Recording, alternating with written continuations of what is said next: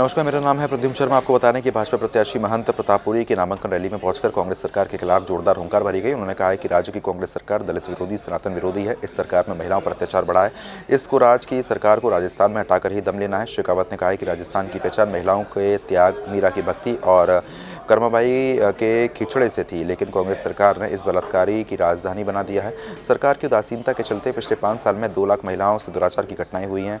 हमें इस चुनाव में इस महिला अत्याचार का बदला लेना है। ये बदलाव तलवार से नहीं, वोट से लेनी है। केंद्रीय मंत्री ने कहा है कि आपको बता रहे हैं कि राज्य की कांग्रेस सरकार दलित विरोधी है। इससे दलित समुदाय से जड़ें उखाड़ने का काम किया है। पिछले दिनों जयपुर में मामूली सी रोड रेज की घटना में एक वर्ग विशेष के युवक के परिजनों को तुरंत 50 लाख रुपए दे दिए गए थे, जबकि दलित समुदाय के एक परिवार के 2 बच्चों की मृत्यु हुई।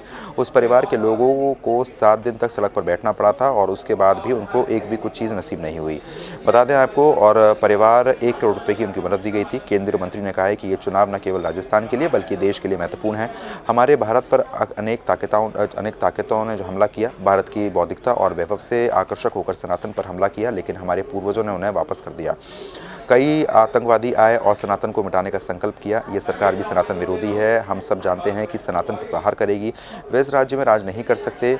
पोखरण में भगवा का अपमान हुआ, इसका बदला लेना है, ये संकल्प कर रहे हैं। नामांकन की सभा संकल्प से शुरू हुई है। केंद्र की मोदी सरकार की उपलब्धियों पर चर्चा करते हुए केंद्रीय मंत्री शेखावत ने कहा है कि मोदी जी ने हमें प्रधानमंत्री आवास योजना के माध्यम से घर बनवा कर दिए, जल जीवन मिशन के माध्यम से 10 करोड़ कनेक्शन दिए, करोड़ों लोगों के घरों में बिजली पहुंचाई, महिलाओं को धुएं से मुक्ति दिलाने के लिए रसोई गैस का चूल्हा पहुंचाया, घर में शौचालय बनाया। जिसे राम मंदिर के निर्माण का पीढ़ियों से इंतजार हो रहा था, वह सपना भी जल्दी साकार होने वाला है। इसलिए ये समय वोट के माध्यम से मोदी जी का अभिनंदन करने और उन्हें धन्यवाद देने का है। शेखावत ने कहा है कि राज्य की कांग्रेस सरकार केंद्र सरकार की योजनाओं की क्रियान्वयन में भेदभाव करती है। जल जीवन मिशन में पाइपलाइन डालने का काम भी राजनीतिकरण से हो रहा है। सरकारी योजनाओं के क्रियान्वयन में भेदभाव, इसका बदला लेना है। अब इस भेदभाव का हिसाब बराबर करना है। नरेंद्र मोदी के नेतृत्व में ये देश आगे बढ़ रहा है, लेकिन राजस्थान पिछड़ रहा है। अब इस कुराज की सरकार को उखाड़ फेंकना ही हमारा संकल्प है। ये काम पोखरण से होना चाहिए। आगामी 25 नवंबर को कमल का फूल खिलना है। पिछली बार जो कुछ मतों की कमी रह गई थी, वो इस बार जो है पूरी हो जाएगी।